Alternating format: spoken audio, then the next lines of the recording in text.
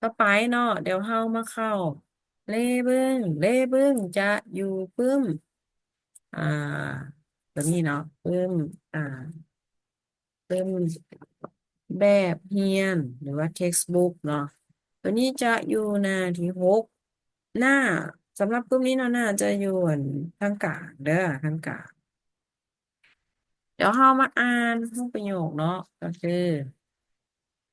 ข้อ 1เลเบิ้งเซอ่านให้เนาะ 私はマイクミラです。はい。แมนไม่มีหลาโอเคเดี๋ยวเราไปเบิ่งอธิบายไวยากรณ์เนาะตัวนี้จะเป็นการอธิบายไวยากรณ์จะอยู่หน้าที่14ของปึ้มอ่าอธิบายคำศัพท์และอธิบายไวยากรณ์ปึ้มเล่มหัวน้อยเด้อแปลคำศัพท์กับอธิบายไวยากรณ์ นี่ข้อ 1เนาะ N1วะ N2เดสอ่าสำหรับตัวนี้จะเป็นในปึ้มเนาะมันจะแปลว่าวะนี่เป็น verb to be เนาะเป็นอ่าอยู่ทางหน้าวะนี่จะอยู่ทางหน้าประธานประโยคหรือว่าหน้า subject เป็นหัวข้อประโยคและสำหรับ N2แมนอ่าเป็นสิ่งที่อ่า ผู้เว้าต้องการจะเว้าถึงเรื่องหยังเราจะเติม N2ใส่ในความหมายก็คือ N1 และ N2แมนเป็นคนคนเดียวกันเนาะบางปึ้มเขาจะก็จะแปลว่าอันนี้เป็น verb to be เนาะแต่ว่าตัวนี้เจ๊อยากให้เข้าใจว่า this ตัวนี้มันเป็นประโยคคำนามประโยคที่จบท้ายด้วยคำนามจะลงท้ายด้วย this สำหรับบทที่หนึ่งสำหรับบทที่หนึ่งเนาะ และความหมายของประโยคในบทที่1 N2นี้จะบ่งบอก1แมนชื่อของคน2แมนสัญชาติ3แมนอาชีพก็คือเราเบิ่งอยู่หกประโยคเนาะแล้ววาตาชิเนาะประโยคข้อ 1วาตาชิวะไม่กึมิลาเดสตัวนี้จะเป็นประธานประโยคหรือว่าเป็น N1แล้วตัวนี้จะเป็นสิ่งที่ผู้เว้าอ่าต้องการจะเว้าว่าอันเรื่องหยังเนาะก็คือเรื่องของข้อยนี้แล้วคำนามที่ต่อท้ายตัวนี้จะเป็นที่สิ่งที่เขาจะเว้าถึงก็คือมิลาก็คือชื่อผลเป็น N2เนาะ ก็คือความหมายก็คือ n1เท่ากับ n2หรือว่าภาษาลาวเขาแมน n1แมน n2ภาษาลาวจะโบลงท้ายด้วยเดสเนาะในบางกรณีก็จะเป็นสัญชาติบางกรณีก็จะเป็นอาชีพให้แนะนำให้ไปอ่านเติมอยู่ข้อ 1ของอ่าอธิบายไวยากรณ์เนาะซึ่งว่าเพิ่นจะอธิบายเป็นอ่าสองข้อเนาะก็คือวะนี่จะเป็นคำช่วยซีบอกให้รู้ว่าเป็นคำนามที่อยู่ทางหน้า N1อ่าสำหรับ N1แมนเป็นหัวข้อของประโยคหรือเป็นประธานของประโยค เมื่อผู้เว้าต้องการจะเว้าเรื่องหยังก็จะเติมวะนี้ใส่ทั้งหน้าของใส่อ่าทั้งหลังของ N1อ่าคำนามจะแสดงให้รู้ว่าทางหน้านั้นแม่นหัวข้อประโยคหรือประธานประโยคหลังจากนั้นจึงเว้าประโยคที่ต้องการก็คือตัวอย่างข้อ 1นี่เนาะเว้าถึงค่อย ก็คือค่อยชื่อว่ามิลาก็เอาค่อยมาใส่ทางหน้าวาตาชิวะแล้วก็ไมกุมิลาเดสค่อยแมนไมมิลาเนาะไม่เห็นเนาะสำหรับตัวนี้มันอ่าคือเขาเรียนในตัวอักษรเนาะตัวนี้อ่านว่าฮะแต่เวลามันเป็นคำสวยมันจะอ่านว่าวะเนาะแต่ว่าเวลาเขียนเวลาพิมพ์ให้พิมพ์ฮะเด้อ แต่วันนี้เดสนี่เนาะเดสในปึ้มเนาะก็คือเพื่อนจะอ่าอธิบายว่าคำนามที่ใช้กับเดสขึ้นกับส่วนขยายของประโยคอาจจะเข้าใจ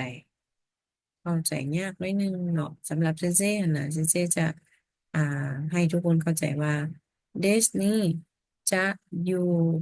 ข้างหลังของคำนามทุกครั้งเนาะ และเดสนี้จะแสดงการยืนยันจะเป็นอันหนึ่งก็คือสุภาพต่อผู้ฟังเนาะอ่าแล้วจะเปลี่ยนรูปเมื่อไปกับประโยคปฏิเสธเนาะซึ่งว่าเราจะได้เรียนอีกในบทต่อไปจะมีรูปปฏิเสธอดีตอย่างต่างๆแต่สำหรับบทนี้มันจะเป็นรูปประโยคปัจจุบันหรืออนาคตวันนี้ให้กลับมาเบิ่งอยู่ที่เล่นชื่อเอ หน้าที่8ปึ้ม textbook ปึ้มใหญ่เด้อปึ้มแบบเฮียนเนาะปึ้มแบบเฮียนเลขเอมันโครงสร้างประโยคเด้อโครงสร้างประโยคก็คือเบิ่งอยู่หน้าที่8อ่าวัตชินี่จะเป็น n 1แล้วก็วะอันนี้ก็จะเป็น n 2แล้วก็ this เนาะตัวนี้จะเป็นโครงสร้างประโยคเลยให้ชื่อเอาว่า this man อ่าเป็นรูปประโยคคำนามนะ นี่จะแปลว่าแมนเนาะแมนก็คือตัวนี้จะเป็น subject เป็นประธานประโยคก็คือคอยแมนมิลาตัวนี้จะเป็นมิลาจะเป็นซื่อเนาะเป็นซื่อวาตาชิวะไคชาอิงเดสไคชาอิงก็จะเป็นอย่างเป็นอาชีพเนาะ ส่วนนอกจากวัตชิและเนาะชื่อคนที่เราเว้าถึงก็ยังสามารถเอามาเป็นประธานประโยคได้ก็คือวังซังวะชื่อกุกุจินเดสชื่อกุกุจินเป็นสัญชาติเนาะก็คือวังซังเป็นหรือว่าแมนคนอ่าจีนหรือวังซังวะอีชะ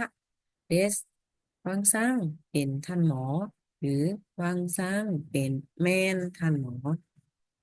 อันนี้แมนโครงสร้างประโยคของn หนึ่งว่า n สองเดสอันนี้เข้าไปคือตัวอย่างพวกนี้เราซื้อมิลาลองสร้างประโยคเบิ้ง n หนึ่งว่า n สองเดสแสดงว่ามิลาจะอยู่ใสซื้อคนจะอยู่ใสพ้อยจะอยู่ใสพ้อยเป็นประธานประโยคเพราะฉะนั้นเราก็เอา วัตชิใช่นี่แล้วก็วะแล้วก็มิลาใช่นี่เนาะไปก็คือวาตาชิวะไมกุมิลาเดสนะคอยซื่อมิลาหรือคอยแมนมิลาไอ้มิลาเป็นคนประเทศอเมริกาแล้วเราก็เข้าโครงสร้างประโยคคือกันคือเก้าเนาะก็คือ n หนึ่ง n สอง s ก็คือพ่ออยู่ไสพ่ออยู่นี่ประเทศอยู่ไสอยู่นี่คนต้องเติมอย่างจีนเนาะลองสร้างประโยคเต็มเบิ้งใช่วาตาชิวะไมกุมิลาเดสโอ้ก็ไม่น่าใส่โมเมนต์เนาะวาตาชิวะอเมริกาจินเดสคอยแมนคนอเมริกา โอเควันนี้อาชีพของมิลาเป็นอย่าง IMC เป็นหยังเป็นบริษัทพนักงานบริษัทภาษาญี่ปุ่นว่าไหนเบิ่งอยู่คำศัพท์เบิ่งพนักงานบริษัทแมนไยชะอิงหรือพนักงานของ I IMC ก็คือ IMC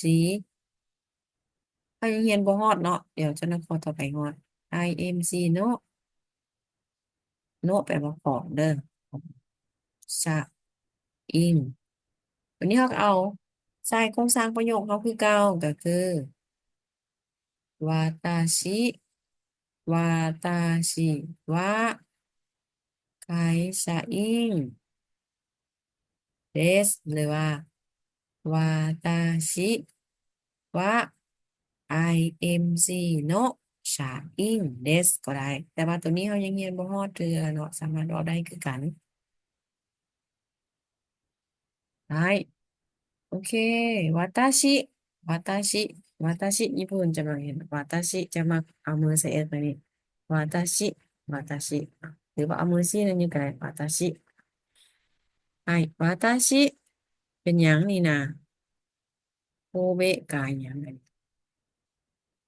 โคเบะเบียวอิงหยังโรงหมอแสดงว่าอาชีพแล้วไม่ยังแมนท่านหมอท่านหมอว่าวันไหนอืมเอาก็เอาท่านหมอมาใส่นี่นะวาตาชิวะอิชะเดสไอจ่ายามาดาซังวงประเทศลาวเราเป็นคนประเทศใดไอยามาดาซังวะนิฮงจินเดสอ่าจ่าคาลีนาซังวะไออินโดนีเซียจินเดสไอจ่าวังซังวะ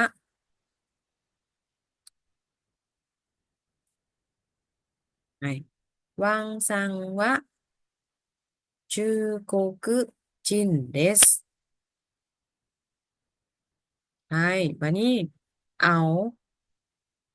โครงสร้างประโยคที่เราเรียนเมื่อกี้นี้ตามมาเบิ่งคือตัวอย่างซูซูกิถ้าหลังซื้อโคนเราใส่หยังแม่นเราต้องใส่ซังแล้วเราเป็นคนประเทศใดซูซูกิซังคนประเทศอ่าญี่ปุ่นลองว่าเบิ่งไอซูซูกิซังวะนิฮงจินเดสโอเคมาคนนี้ลองว่าเบิ่งลิซังวะจูโกกุจินเดสใช่วันนี้มาพูดต่อไปตัวนี้อ่านว่ากุเอ็นตัวนี้เป็นเบเนาะเบโตนามใช่กุเอ็นซังวะเบโตนามจินเดสใช่โอเคสกิต่อไปวันนี้น้องว่าอาชีพของเราจะเป็นไปซูซูกิซูซูกิซังวะเซนเซเดสใช่リさんは銀行員です。はい。ウエンさんは医者です。